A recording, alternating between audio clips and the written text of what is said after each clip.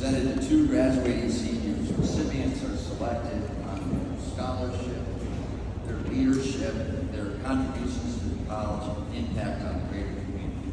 This year, we have two recipients for the President's Cup Award 2022, Larissa Saarel and Mitchell Bortman.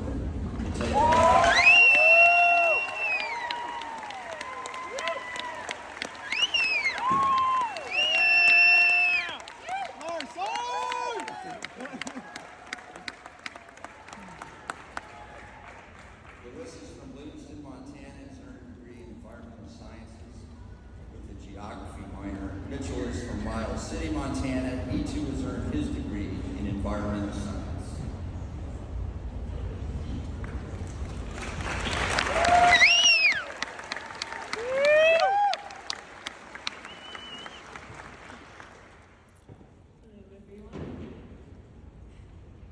For those of you who don't know me, you're probably, for those of you who know me, you probably know that I did my fair share of skipping class to go skiing. I didn't care if there were rocks poking out, challenging my every turn. For me, a day spent skiing was a good day in my books, although powder days and those spent on the hill with my teammates definitely took the cake. Now, don't get me wrong, I had my fair share of worthwhile days on the hill. But after 4 years of this institution, numerous unexcused absences, and a few displeased phone calls from my cross-country coach, on top of constantly frozen toes, I learned this. Skiing isn't everything. It's the only thing.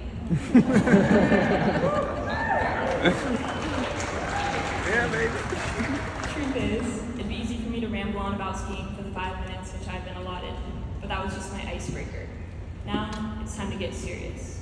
I figured when given the opportunity to speak, you may as well share something you love, something you're passionate about, and something that is the core of each one of us, second to our faith. And that is Sisu. Sisu. This was a Finnish term instilled in me by my dad for as long as I can remember. Amongst the crowd at middle school track meets, I would hear his voice loud and clear as it silenced out the heavy breathing around me, my aching heart, my aching legs, and racing heart. Sisu, Sisu, he would shout. My dad was always a man with few words, but somehow a few words were all he ever needed.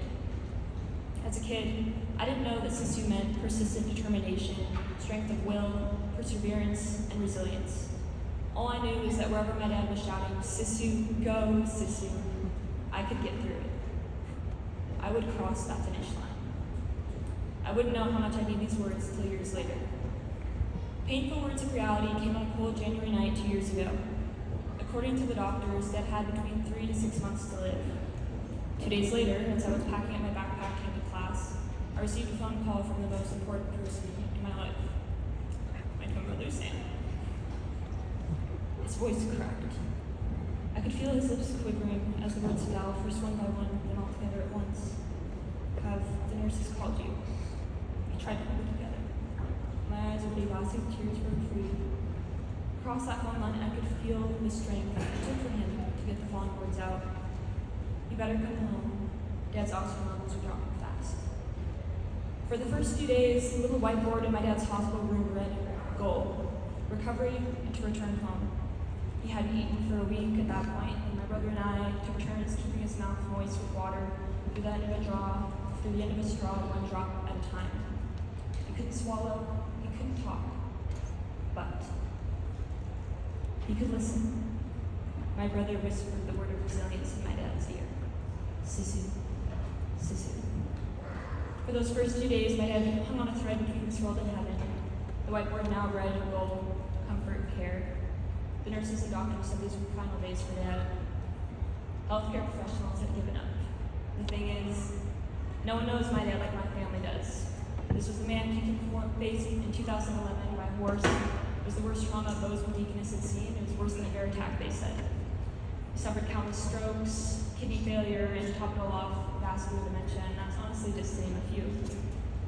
It was just past midnight on the 4th night, and my mom shared the hospital bed with my dad. My brother and I opted for a chair and couch respectively, shoved up as close to Dad as possible. And then, my dad awoke, thirsty as hell. You've never seen a man drink more apple juice. A few days later, he returned home. Sisu. I'm convinced that my dad is quite literally broken the laws of nature. He lives for love, he survives for a purpose. This unique experience has taught me the truest meaning of Sisu. Sisu is accepting and acting. You've got to be willing to take what is and do the best you can with it. Sisu is commitment and it's integrity.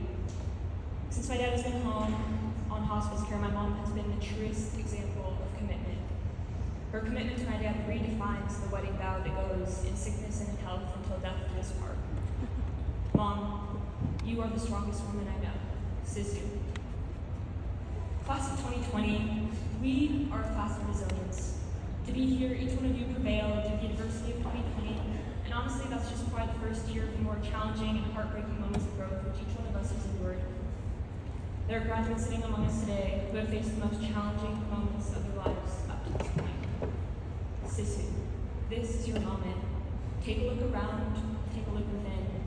These are the people who made you strong. They're to the side of you, they're in front of you, maybe they're across the country or overseas. They were always here with you. Sisu. My dad isn't able to be here today to watch me walk across the stage and not into my near future, which you guys will be doing soon. Tomorrow, though, I'll put my cap and gown back on, sit on the edge of his bed with my diploma in hand and say, Dad, I graduated, thank you, and I love you so much. To the strongest man on earth, to those who make us strong, class of 2022, reach beyond limitations, be accepting, and never be afraid to act. You are made to transform barriers into frontiers. Sisu.